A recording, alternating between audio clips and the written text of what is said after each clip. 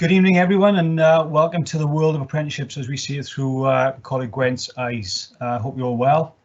Thanks for joining us on this Tuesday evening. I've got that day wrong about 4 times today. I keep thinking it's Wednesday, so I think I've lost the day. Okay, what we're going to try and do over the next 20 minutes, 15-20 minutes, is just give you an insight into the world of apprenticeships at Colleague Gwent. Tonight, your host and hostess. So I'm John, head of apprenticeships, and Kate Walker was our apprenticeship contract coordinator. Kate's doing all the technical work, and Kate will be answering any questions that you may have. So if you see the Q&A live bar on the screen, then by all means ask any questions that you have as you go through, and there'll also be a section at the end where we can take all your questions as well. So and just so you know, I'm not actually wearing that today. I'm actually wearing my pajamas. So okay, what we're going to talk through tonight. So it's very simple. We haven't got a huge amount of time, so we're just going to give you a flavour of what we do and how we do it. So quickly talk about where we are. Colleague Gwent is obviously there's quite a few campuses and it's quite over a broad area. So also we can look at potentially why you want to do an apprenticeship, what we do and who we do it with, which is quite important, and then the really important bit in terms of what you need to do next. And then of course we'll have some questions at the end. Okay, so where are we based? Colleague Gwent, where are we based? At the moment we currently have 6 campuses. Blaenau Gwent Learning Zone, which is based in Ebervale, Cross Keys and Newport, obviously based in Cross Keys and Newport. Usk, which is our head office as a group. Torvine Learning Zone in Cwmbran, which is a new campus, and Pontypool. Now, Torvine Learning Zone was due to be actually open in September, but due to the delays around the coronavirus, then that's probably going to be open sometime early 2021, I think. And as a result, Pontypool, which was due to be shut, and was actually in mothballs pretty much pre this coronavirus, has now been made operational over the last couple of months and will be up and running again in September. So from an apprenticeship point of view, we only actually operate across 3 campuses at the moment, which is Blaenau Gwent, Cross Keys and Newport. So for those of you looking for apprenticeships with us at the moment, then that's where the apprenticeships will be based. Okay, one of the main reasons for taking an apprenticeship is that you can actually earn while you learn. Obviously, an alternative to apprenticeships could be university, and I'm not despising universities at all, but there is generally a huge burden of debt associated with university degrees these days. So this gives you an opportunity to get a nationally recognised qualification without building any debt. Well, no debt due to your qualifications anyway. Also within the business that you work within is a real opportunity to progress. And when in a few moments, I'll show you some of the companies that we actually work with. So you can see there's some real opportunities to progress potentially within big businesses. It also gives you real strength on your CV. It's a good qualification, and it also shows that you have a good work ethic. So you're studying while you're working. Is obviously a tough thing to do. And quite importantly, there's no cost to you, which is something that I guess would be quite advantageous to most of you. Okay. So what do we do? What do we do as a college? We deliver at the moment 3 different types of apprenticeships. We deliver the foundation apprenticeship at level 2, the apprenticeship at level 3, and the higher apprenticeship at level 4.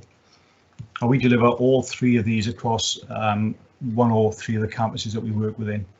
So generally the route is you start at the foundation level 2 and then you move up to level 3. There are some examples where you can go direct entry straight into level 3, but they are few and far between. So in terms of how the apprenticeship framework is made up, people use the word framework, but I'll just explain what that looks like. It's essentially made up of 5 different qualifications. The MBQ is the element that is delivered in the workplace. So an MBQ assessor will come to the workplace and will assess your competency to do the work that you're doing. The technical certificate is delivered in campus, so 1 day a week generally. So you'll have 4 days a week in the workplace and 1 day a week at campus. So the technical certificate is the technical side of the qualification, is delivered in the campus. as are the 3 essential skills: the literacy, numeracy, and digital literacy. They're all also delivered within that 1 day in the campus. So to get the framework, the actual apprenticeship framework, you have to pass all elements of the framework. So it's not a giveaway. There's lots of hard work to do. So for those of you thinking about an apprenticeship, you need to be prepared to put the effort in.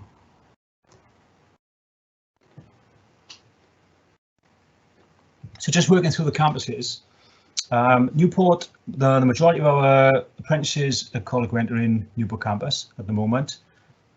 All the craft, well, the majority of the craft apprenticeships are in Newport as well. So the brickwork, plumbing and heating, and the carpentry, that's both site and bench carpentry, all delivered at level 3 and all delivered in Newport campus. Now the facilities in there are excellent. A lot of this used to be delivered in Pontypool until last year, but we've redeveloped much of the campus within in Newport to facilitate the growth of the craft apprenticeship. So there's brickwork, plumbing and heating, carpentry. We also do fabrication and welding, both at level 2 and level 3. This is in Newport as well. Vehicle maintenance and repair, that's both heavy goods and light at level 2 and level 3. Vehicle accident body repair, again, level 2 and level 3. And also civil engineering, which we do at level 3 and level 4. Now, civil engineering is currently the only apprenticeship we do at the higher apprenticeship level, although we are looking to expand that across other routes. Moving up the valley slightly to Cross Keys, where our engineering-based apprenticeships are delivered. So both electrical and mechanical engineering, both at level 2 and level 3 at Cross Keys. And then further up the valley, we go to Blaenau Gwent, where we deliver the electrical installation level 2 and the electrotechnical level 3. So both quite technical apprenticeships, but very, very popular in Blaenau Gwent and Zone in Vale. I mentioned earlier that not all apprenticeships are delivered in the campus. So we have 2 routes that are delivered purely in the workplace. That's hospitality and catering level 2 and 3, along with health and social care level 2 and 3. They're the new apprenticeship frameworks for health and social care that were introduced last year. Just moving back to hospitality and catering, we mentioned USC campus earlier on. They're actually building a state-of-the-art hospitality and catering centre, which will be a centre of excellence at USC. It's just started actually, so should be open in the next 2 years. So we're looking to build, as I said, a centre of excellence in USC. What happens there then, the work-based or the apprenticeship delivery team will actually visit you in the workplace and we deliver all elements of the framework we discussed earlier. So there won't be a great deal of requirement for you to come into the campus. Are we looking with questions, Kate? Have we got any questions coming through? We've had some through from Connor asking, does he need to do level 1 or level 2? So no, you can start at level 2, which will take you 2 years to complete, and then a further year to complete your level 3. And we've also had a question asking about electrician apprenticeships, which these are delivered in our Blaenau Gwent campus. Great, okay, good. Okay, thanks for engaging, guys. I really appreciate that. Okay, let's see what else we got. Keep those questions coming. I sound like a radio presenter. If this goes wrong, guys, it's the first time we've done this, so bear with us. Okay, so who do we do it with? I mentioned earlier on about the potential for career progression. So when you look at some of the companies that we actually work with, I think it's quite an impressive list. And we work with companies that are UK-wide, some of them are actually worldwide, but you know, when you look at the NHS, for example, Panasonic, BAE Systems, your Biffers of the world, they're big companies. Two Sisters Food Group, the largest food manufacturer in the UK. You know, some big companies. So there's huge opportunities for progression within these companies with an apprenticeship. We also work with, I don't want to put you off, I think we only work with the larger companies. We also work with smaller local one-man bands as well, which is really important. So your local plumbers, your local carpentry shops, builders, small engineering firms, welding firms. So, you know, there's a huge opportunity for apprenticeships from the very small companies to the very big. So it's not exclusive at all. So, okay, that's the important bit, I suppose. What do you need to do next? Excuse me. Firstly, you have to be eligible. So the Welsh Government funds all the apprenticeship schemes, and so there are certain eligibility criteria that has to be met. But essentially, so from an employer point of view, if you've got employers looking in or listening in, you must be paid the relevant national minimum wage, which Kate will show you. Due to the companies that we work with, some often based in Wales, but sometimes work across the border in England. And we have a number of learners that do that, a number of apprentices. But you have to be employed at least 51% of your contracted time must be in Wales. Okay, so that's an important criteria to meet. New eligibility criteria, the next two, you have to be employed for no more than 6 months in your current job role for a level 2 apprenticeship, and the same but only 12 months for a level 3 apprenticeship. So that's new criteria introduced for the September contract by the Welsh Government this year. This is actually hot off the press. So you have to be employed for no more than 6 months in your current job role for level 2 and no more than 12 months for a level 3 apprenticeship. So, and you have to be employed for a minimum of 16 hours a week. Okay, so if you're an employer, or if you're looking for an employer, sorry, and you fancy an apprenticeship, possibly the first protocol should be Careers Wales. So it's called the Apprenticeship Matching Service. So if you log on to careerswales.com, and Kate will post a link up and search apprenticeships, most companies that are looking for apprentices will advertise on Careers Wales. Okay, you can also give us a ring or drop us a line, because of the number of employers we work with, possibly around 370 employers at the moment. We often have employers talking to us about apprenticeships that they have available. They may not be on Careers Wales. So the two avenues I would look would be careerswales.com, the Apprenticeship Matching Service, or give us a ring. So if you phone 01495 333355, you will actually speak to Kate. So obviously the campuses are shut at the moment. There's no one there to take the calls, but we've diverted that phone, or will be diverted, into Kate. So Kate's the font of our knowledge, and she will help you out. Or you can drop us an email on apprenticeships@collegewent.ac.uk, and that will come straight through to us again. So yeah, there's quite a bit of eligibility that you have to satisfy, and for any employers that are listening in, it's essentially a three-way agreement for the apprenticeship. So we have an obligation to deliver the right qualification, the right way, the right quality. The apprentice has an obligation to do the work that's set, attend college and do the best you can. But also the employer has an obligation as well to make sure that the apprentice is supported in the workplace. So before we enter into an apprenticeship agreement, there's something we actually call it the three-way agreement, which we all sign to make sure we all understand that there's an obligation on all parts to make sure that the apprentice gets a good service, but B is given the opportunity to finish the qualification as well. Okay, I'm going to just play you a short video. It's actually from Careers Wales, so it might give you a little bit more information. So I'm going to just drop off this screen, so excuse my technical clunkiness. I will unshare this and I will share the video just to show you this video from Careers Wales. Once we've done that, then we'll have some more time for questions.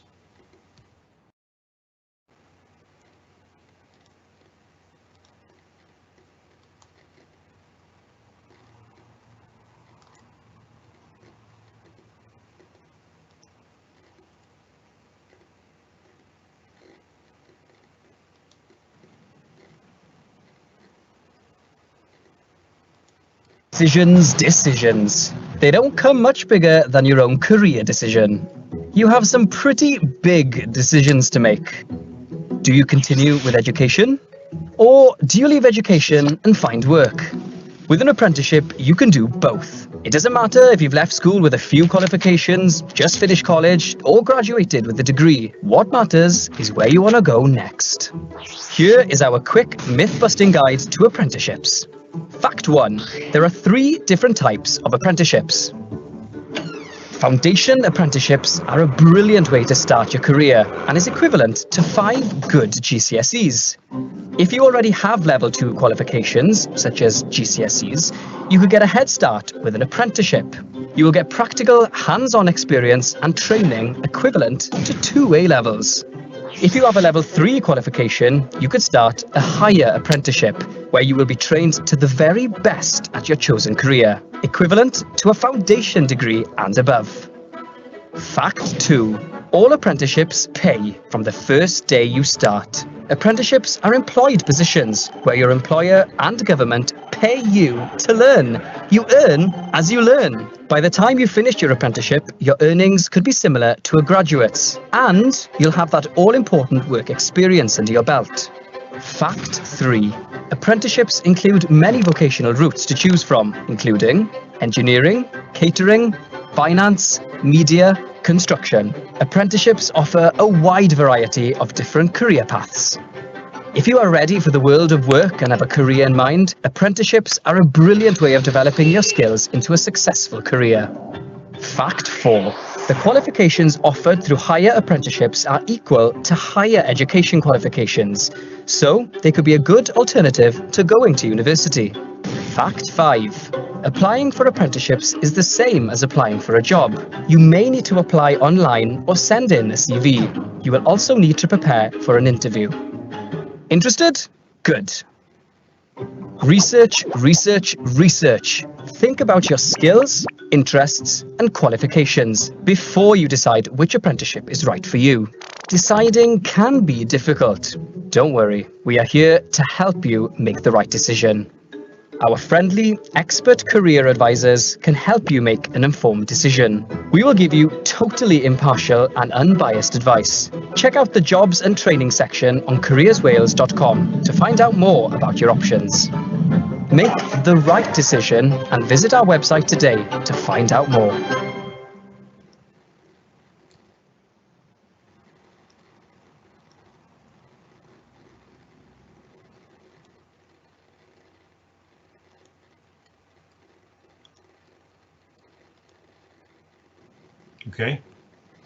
Okay, so there we go. Just watching that video, I probably could have played a video and saved myself 15 minutes of talking, but I think it just recaps what we've talked about. So last thing from me, I guess, is have we got any questions? Any questions that you want to ask myself or Kate? Now's the time to throw them out there.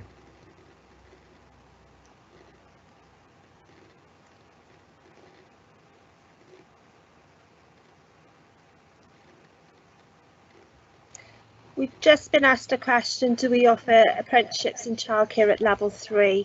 At the moment we don't, but the college offers full-time courses and part-time courses in childcare with placements attached.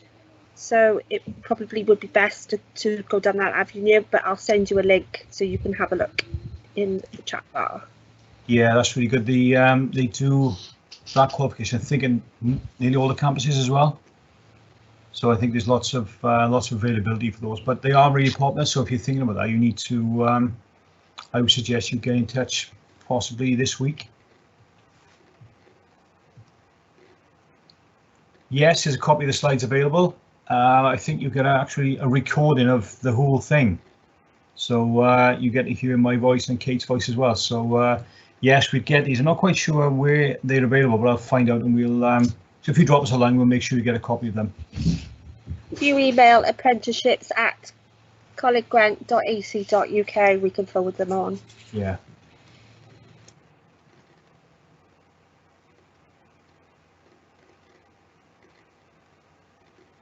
Okay, so Kate just answered that in terms of the link. So yeah, if you've got any questions after this, as I said on the previous slide, by all means just give us a ring or go to apprenticeships@collegegrant.ac.uk, and that's an email address that's manned all the time, so we can reply to that as soon as possible. So there's lots of choice in terms of the types of apprenticeships we do.